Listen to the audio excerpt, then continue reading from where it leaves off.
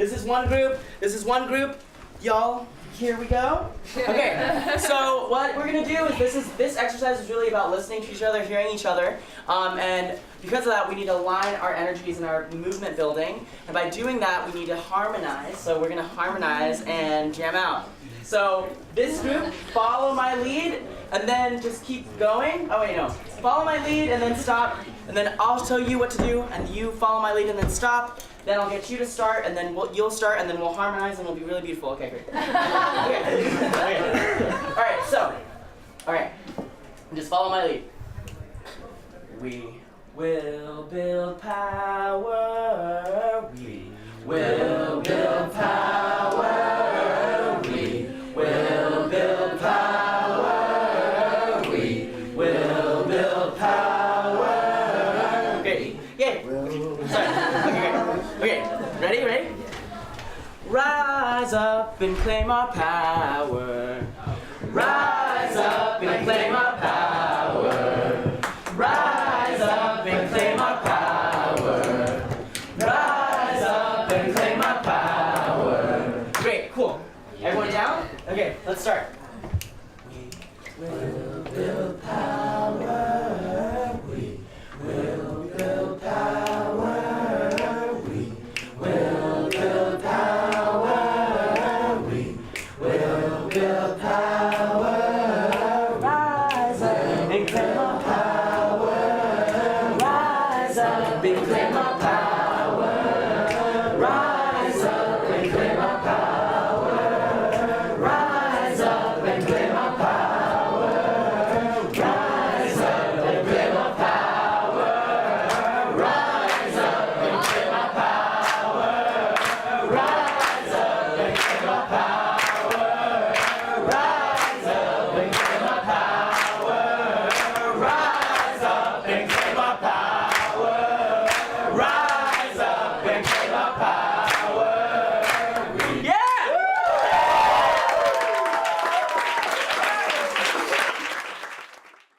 If you're already watching this, you probably don't need an explanation of the causes and effects of climate change.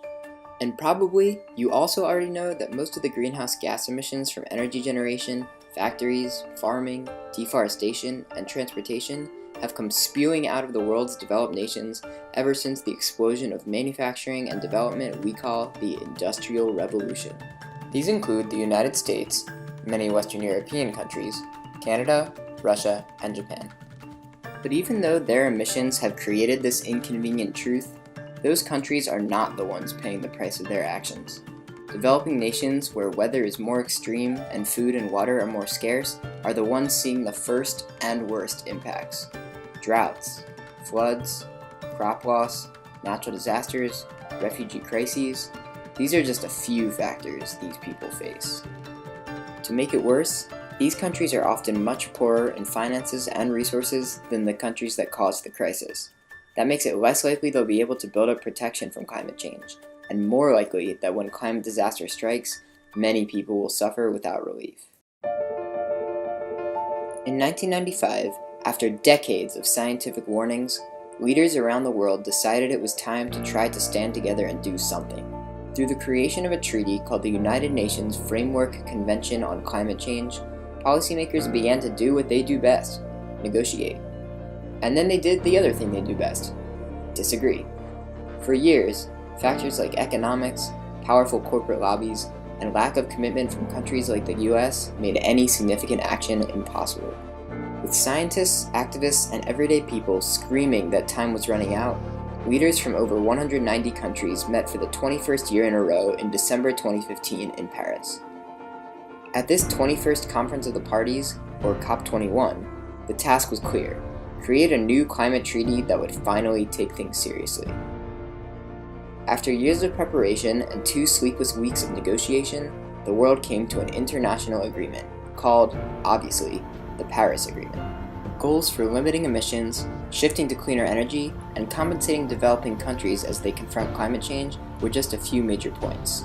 We still had a long way to go, but world leaders were cautiously optimistic that humanity might not have totally screwed ourselves after all. It is now my high honor and distinct privilege to introduce to all of you the President of the United States of America, President Donald Trump. In order to fulfill my solemn duty to protect America and its citizens, the United States will withdraw from the Paris Climate Accord. Well, shit. Trump's announcement spurred responses from leaders around the world, from politicians and CEOs to Twitter and street protests. And screaming loudest of all were the young people. After all, Trump was born in 1946. With all due respect, he'll be buried in his solid gold casket way before climate change's ugliest impacts arrive, leaving it to the youngest generation to deal with that legacy. And of course, it's the youth of developing nations that will be fighting hardest of all. In the powerful rooms of international climate negotiations, they're lobbying negotiators, and in the halls outside, they are chanting loud until their voices are heard. But this didn't begin with Trump, and it won't end with him. To start to understand the youth climate movement, we'll follow Malaysia, one story out of thousands. Their journey begins before Trump, before anyone even knew what would come out of Paris. It's a glimpse into the chaos of roundtables and sit-ins, backroom deals and frontline activists, as they fight not just for the earth, but for their lives. Malaysia is a peninsula in Southeast Asia, bordering Singapore. As of 2015, its population was about 30 million. The peninsula was colonized by the British for almost 200 years, but finally, it gained its independence in 1957. Despite the fact that Malaysia was initially exploited by colonizing countries for its agricultural and mining resources, since independence, Malaysia's economy has steadily grown and industrialized. Exported goods remain a significant source of cash, making up about 80% of GDP. The country's biggest exports include electronics, oil and gas, palm oil, and rubber. So although the poverty rate has steadily decreased and standards of living for everyday people have risen, Malaysia is still getting its footing, and climate change is threatening to snatch away a lot of this progress. Scientific studies by organizations like the International Fund for Agricultural Development and the World Health Organization have identified a long list of climate dangers threatening Malaysia's future. Let's look at rain as an example. Malaysia's got plenty of it. The main monsoon season usually runs from November to March, in which the abundant rain provides water for crops, aquifers, and hydropower generation. But as climate change has shifted things like ocean currents and storm systems, the monsoons have been changing too. It already affected Malaysia in many ways, Look at our monsoon rainfall pattern. It has changed dramatically in the last couple of years. Just last November, we had a big devastating flood that happened in the north part of our country. In December of 2014, torrential rains hit Malaysia, causing flash floods that displaced over 200,000 people from their homes. Though climate change is likely not the only cause of this flood, its extremity is a preview of what may become the new normal. Here's another example. Remember how we learned that Malaysia's economy depends a lot on agricultural exports? Well, climate change isn't going to treat them too nicely either. Every increase of 1 degree Celsius of the global temperature, there's a research that says that we will lose about 30% of our production of these crops. These plants are sensitive, and throwing drastic temperature and rain changes at them can often be a death sentence. Less harvest to sell means less money coming into the country, and suddenly the economy is looking kinda shaky. With about 1/3 of the country dependent on agriculture for their livelihood, this could leave millions poorer and hungrier. Speaking of losing stability, let's talk about mangroves. A gnarly, deep-rooted tree that grows in the salty waters along Malaysia's coasts, mangrove habitats are both protectors and providers. They provide a home to crustaceans, fish, birds, snakes, and lizards, creating a diverse ecosystem and a huge part of Malaysia's fisheries. They prevent salt water from seeping into Malaysia's freshwater resources, and they create a natural storm wall that shields human populations from tsunamis and flash floods. And, like all trees, they suck carbon out of the sky, decreasing the rate of global warming. So yeah, they're a big deal. But mangroves are seeing their saltwater habitats shrink away. More fresh water is flowing in and diluting the water they need to survive, largely due to changes in rainfall patterns and sea level rise caused by warming oceans and melting ice from Earth's poles. If the mangroves start dying, a chain reaction of ecosystem collapse isn't unlikely. And suddenly, people in Malaysia become wide open to polluted water supplies and any storm that wants to rage in off their unprotected coast. So for Malaysians, climate change means enormous threats to their economy, their environment, and their lives. This is the inheritance of Malaysia's youngest generation. Some of them want to do something about it. This is their story. 40,000 negotiators from nearly 200 countries are descending on the French capital for the United Nations Conference on Climate Change, or COP21. The big question in Paris is, can the world's nations agree on a climate plan that will really make a real difference? More than 120 people have been killed in Paris and more than 200 are injured in a series of attacks across the city. President Hollande has declared a national emergency and restricted travel through the country's borders. Social media filled with symbols of solidarity under the hashtags Peace for Paris, Pray for Paris. The army and police have Paris covered. They were ordered onto the streets after the attacks of November the 13th. Now they have an added responsibility, ensuring the COP21 climate summit passes off smoothly. Demonstrators that I talked to are essentially, they were trying to come out and show that they're not afraid, even given this security situation, that they saw climate change as an emergency before the terror attacks. They see it that way now. They'll see it that way, in future generations.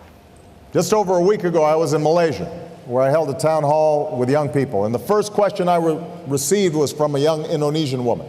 And it wasn't about terrorism, it wasn't about the economy, it wasn't about human rights, it was about climate change. And she asked whether I was optimistic about what we can achieve here in Paris. I want our actions to show her that we're listening.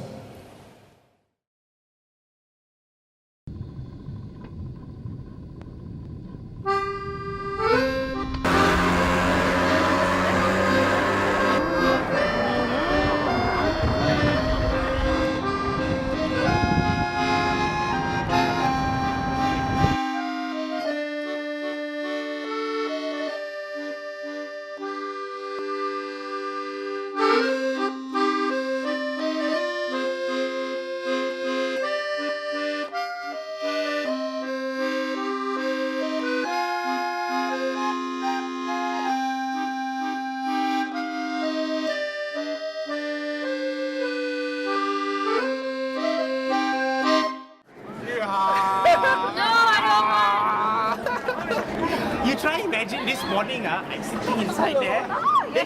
Well, I always like to start with this question: how old will you be in 2050? 2050, science tells us that the worst impact of climate change is gonna hit us if we continue to business as usual. So by 2050, the young generation of today are the biggest generation that's going to be impacted by climate change. PowerShift Malaysia deals with getting young people empowered and activated to do more lobbying and engagement with the government, whereas Malaysian Youth Delegation focuses on policy making and lobbying on policy matters. I've been very active in PowerShift Malaysia. Like in 2014, I was helping to organize a local PowerShift. It's basically like an environmental advocacy camp or conference. We have gone through a series of training with the climate experts back at home. Our main aim to be here is because we wanted to follow up with our Malaysian negotiators to see that how Malaysia play a role in combating climate change. What they discuss in the closed meeting or what they discuss in Malaysia, maybe it's different. Maybe it's a different story when they went to when they're in the Paris. So I wish to like what they say is truthful, is straightforward, is in honesty. I think the youth here, especially our generation, which have more access to education, should use this as a privilege to bring out the concerns of the country to the world. We are basically the leaders of tomorrow. Whatever happens in the future is our decision to make.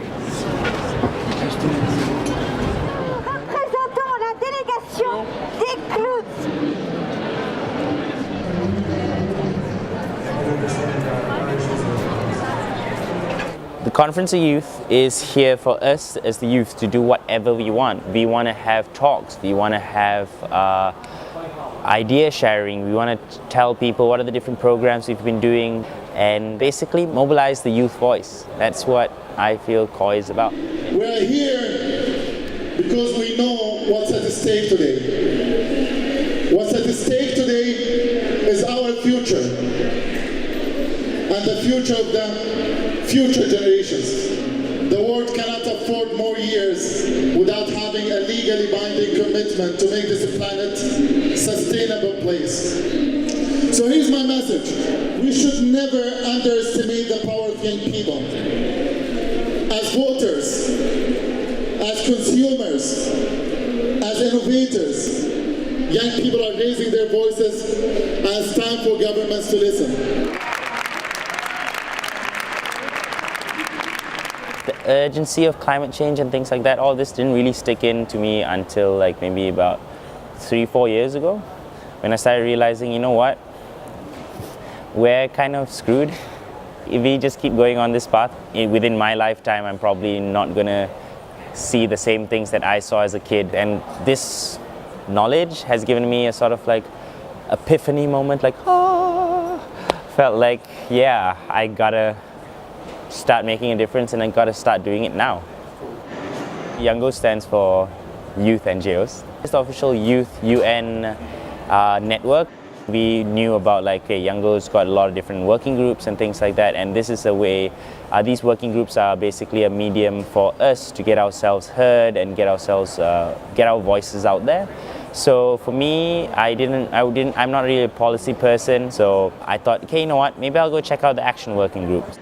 Seeing that these people actually like want to get things done, we need to do this now, and they were like taking action, they were planning things, they were coordinating what do we need to do, how do we need to do it, and like I like that.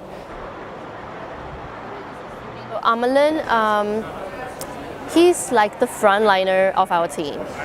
Even before we come here, we already feel that he is that kind of person. Amalan is like a shaper or a motivator, something like that. You actually engage with people in a very grassroots level, and that is something that I really admired. He only come here for like 2-3 days and he know everyone's in YOUNGO and everyone's know him. That's very amazing, I think. The rest of us in MYD, we actually, it's like such a nice thing for us to actually come together and do our training series or meetings and whatnot, because it's nice to see people like who also have the same ideas as you, same wants as you, like they want to change the world, want the world to be a better place. High energy source.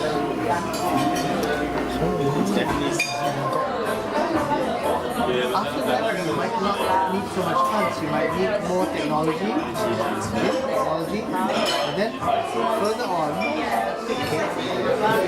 everyone's saying, well, the rail system is so amazing in the UK and in Paris, and yeah, it's great. Okay, but then what's the carbon footprint of all that steel and all that digging, all that tunneling? So once it's done, it's easy to talk about it. But before you've invested in it, if you were to do that kind of project now, well, maybe the first thing to say is that no one doesn't have a stake in climate change. There are no outsiders in climate change. Everyone's going to be impacted. For example, more extreme thunderstorms means greater chances of flash floods, means more lightning damage, means more car accidents, it means higher insurance premiums, the works. The new agreement that we're negotiating now, all we really want out of it is equity. If there's an equitable plan for the countries, first of all, that maybe inadvertently, but nevertheless cause the problem, to try thinking about how they can help countries that haven't had the chance to develop to find a different development trajectory, a different development pathway that doesn't involve fossil fuels. We'll be happy to take that pathway. I think it's really important that we involve the youth at a very early stage, keep them involved, keep talking to them, help them to understand. It's like if your country is consistently racking up a budget deficit and building a huge national debt, the implication is you expect the next generation to pay it off. Okay, we're doing the same thing with the climate.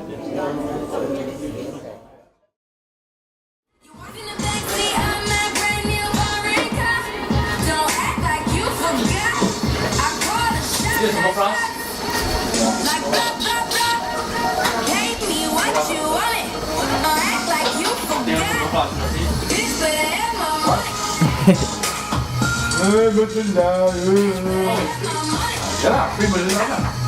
No, you're selling. I just got. Pencuri? No, I know the person. Huh? I know that. No, Ronnie! Even worse. Open your Bible, people.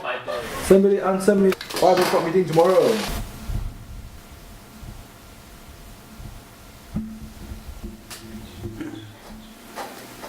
It's an opening plenary.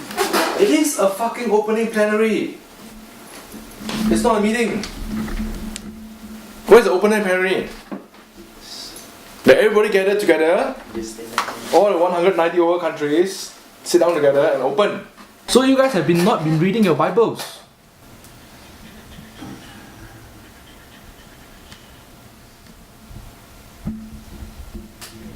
Over youths that applied to become part of this Malaysian youth delegation.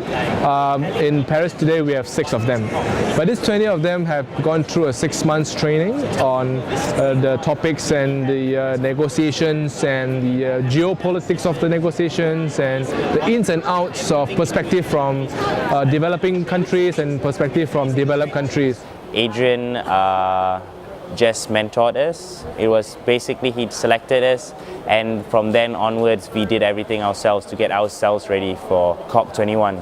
I'm slowly evolving my role as a youth participant to become a mentor to young people in Malaysia, to share the knowledge that I've gained over the years and also to empower them so that they can also take the leadership role in the years to come. It is COP time, it is COP time. Look at all the people, the people, the people. Look at all the people.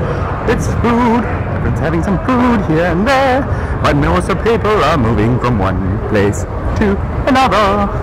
La-di-da-da, look at all the places, oh my god, it's so big.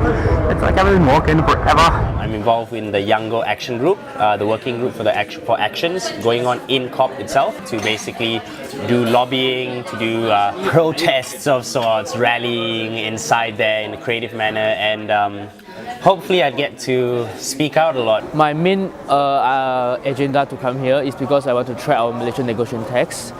But I'm not really into all this mobilization. We learn of what the governments are looking at, the perspective, the solution they provide. Probably we could think of a way that we could assist as well and to give some inputs, because we want to run this whole thing as a country, not as a separate entity like, government is that side and geo is the other side. It's very motivating when I see Malaysia taking a very active role in all the negotiations, and so I think I would use this as a highlight when I go back to share with my peeps and let them know that Malaysians are doing really great job out there. Although we have different characteristics which will sometimes have some friction, but I like the diversification of this team. Okay, cool. To make this meeting really valuable for everyone, I really want to trust everyone's participation in making this timely. So, upcoming actions, 5 minutes.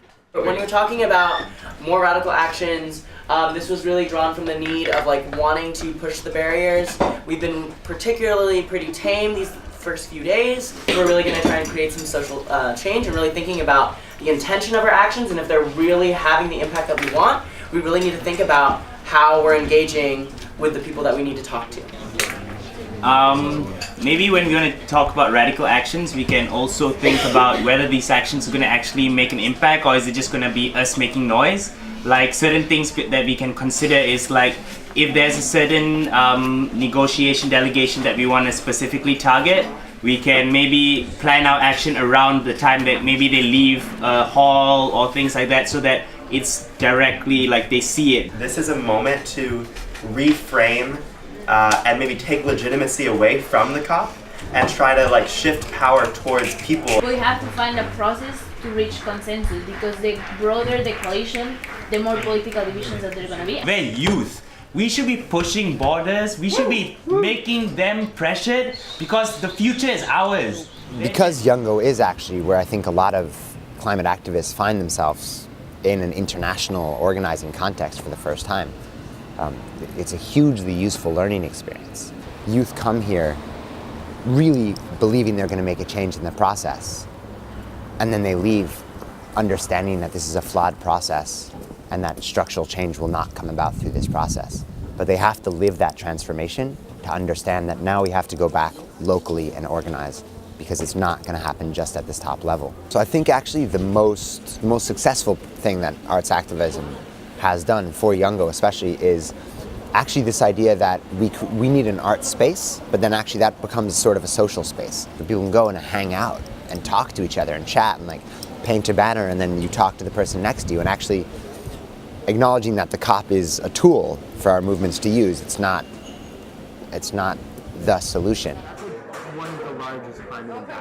And it's been wonderful meeting people like Amlin the other day, who are actually coming with that useful enthusiasm. I wouldn't be surprised if many of the Youngo folks here, the first time that they're directly engaging with frontline communities is actually in this international context. They might not be doing that nationally. When we want to take leadership from the most impacted, the difference between saying, come, you should come and lead our thing, versus saying, what do you want to do? How can we support that? How can we follow? And I think that's the shift we're in right now, of actually trying to understand what that means.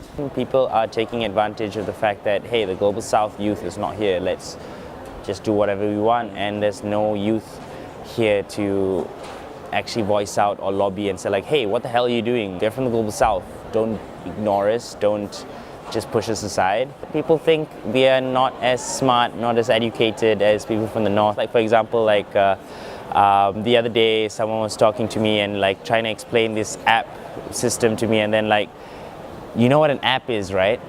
I was like, I've got a smartphone.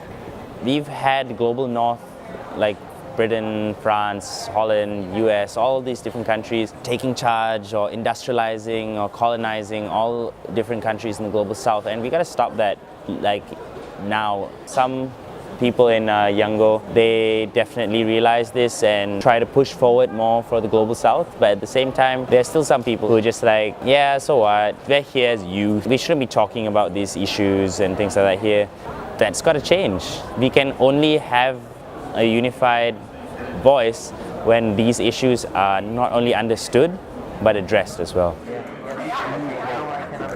So we're going to be organizing a divestment action to get people more aware that we, the youth, do not want a carbon-dependent future and we want to divest. We're also going to be tossing around this huge 2.5 meter carbon bubble that Kevin made, and hopefully it's going to be quite fun. Well, Kevin actually submitted the action, but he also asked me to like help find people to actually join. I don't know, it's the first action I'm going to be involved in, and I'm kind of a bit skeptical. Like, I don't know whether I'm going to get a good response or not, and I don't know, it makes me a little bit nervous.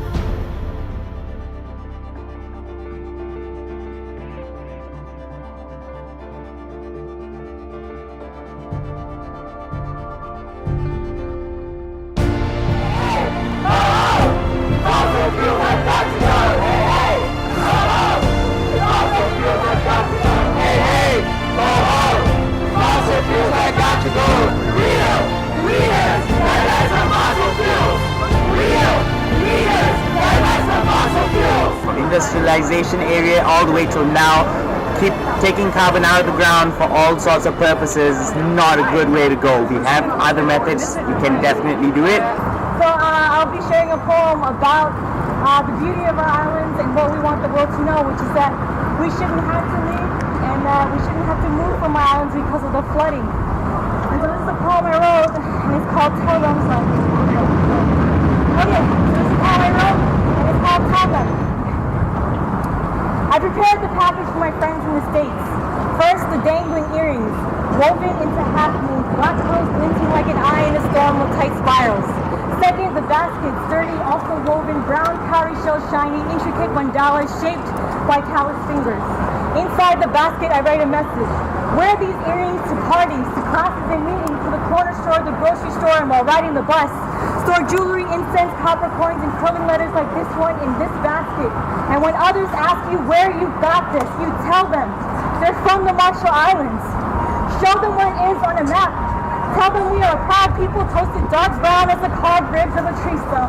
Tell them we are descendants of the finest navigators in the world. Tell them our islands were dropped from a basket carried by a giant.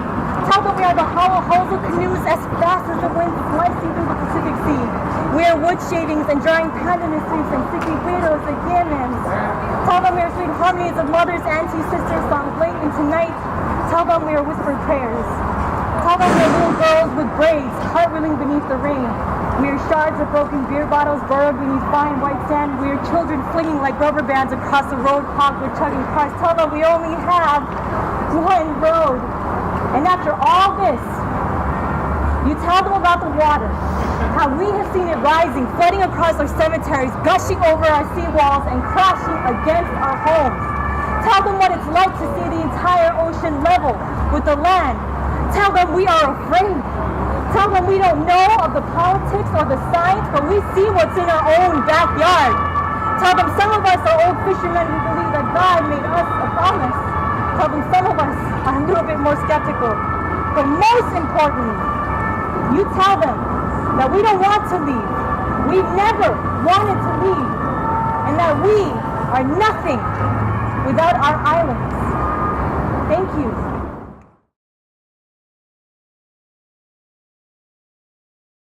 So Friday morning in Koi, there was this Asian meetup which was under Koi's program, but they did not have anyone to organize this. And me and a girl named Sijin from Korea, we basically decided, yeah, let's do this together. And we just wanted to address certain issues like what is everyone doing here, what do you feel is your outcome, and maybe what can we do moving forward from this.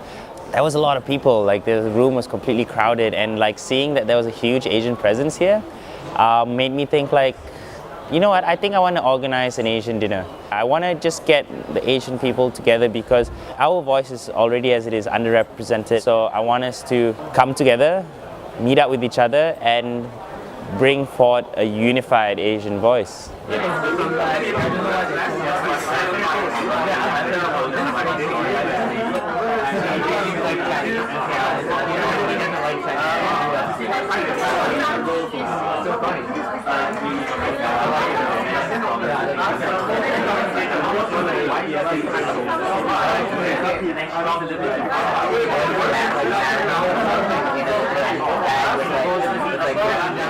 So can we just like maybe just go around and just everyone just sort of like introduce yourself, like just 3 things: your name, where you're from originally, and why you're here. So I'm just gonna start. My name's Amalin. I'm from Malaysia. And I'm here with Malaysian youth delegation to basically represent the voice of Malaysian youth. Woo! So, my name's Christina. I'm from Japan. My name's Tom, and I was born in Korea. My name is Yang. I'm originally from Singapore. My name is Panut. I'm from Sumatra, Indonesia. I'm from Thailand, Bangkok. Hello, my name is I'm from Japan. I'm Kwon from Taiwan. I'm Chris. I'm from Taiwan. I'm Bindu and I'm from Nepal. What we can do moving forward is that now we're here, we're building connections. Let's work with each other. Ready? 1, 2, 3. Asian awesome! The rest of the world applauded when we signed the Paris Agreement. They went wild. They were so happy. For the simple reason that it put our country, the United States of America, which we all love, at a very, very big economic disadvantage. The United States will withdraw from the Paris Climate Accord, but begin negotiations to re-enter either the Paris Accord or in really entirely new transaction on terms that are fair to the United States, its businesses, its workers, its people, its taxpayers. So we're getting out. I think this is a disastrous decision, both on the science of climate change, because all of us around the world have to combat it, and the United States should have stayed in the Paris Agreement. But it's also, I think, very detrimental to America's responsibilities around the world. The idea that they're now all about to say, we were wrong all along and you were right, so we'll join in. Frankly, that's fantasy land. The decision by the United States to withdraw from the Paris Agreement on climate change is a major disappointment for global efforts to reduce greenhouse gas emissions and promote international security. Wherever we live, whoever we are, we all share the same responsibility. Make our planet great again.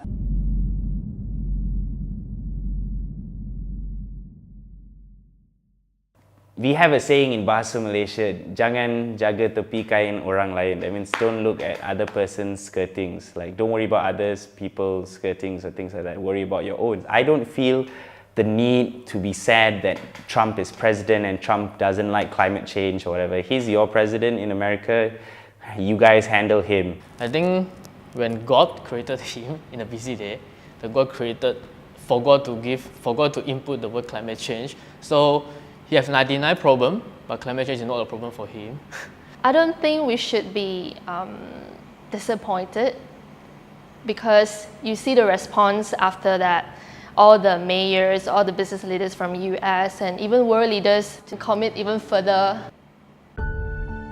The impacts of climate change in Malaysia is getting worse. When the rains come again, landslides and things like that are definitely going to happen. In the very recent year, more and more flash floods can be seen. Even my friends who have never talked about environmental issues, they've been talking about it.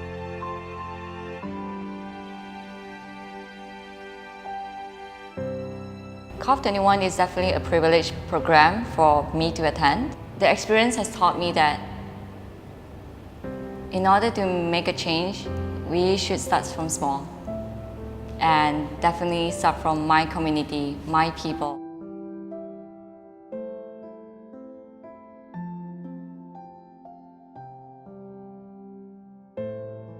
Throughout COP21, I've seen how companies or private sectors are really keen to help in this cause. So it really changes my mind, changes the way I look at companies.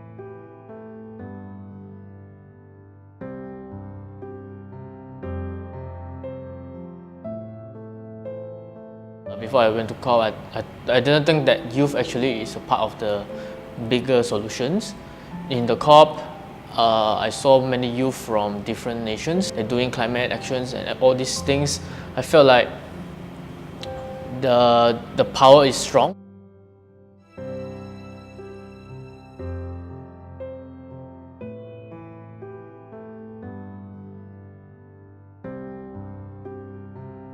The knowledge that I bring back home can be very beneficial to the next batch of the, I think this is what I really want to achieve, to do education, to share my knowledge.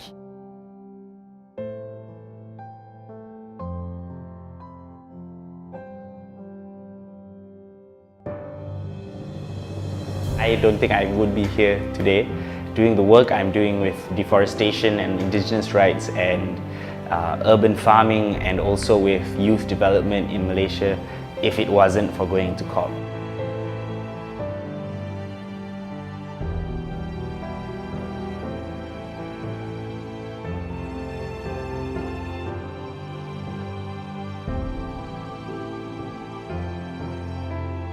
As long as there's a problem with climate change, I think I will always be there. I'll always be involved. It's a part of who I am.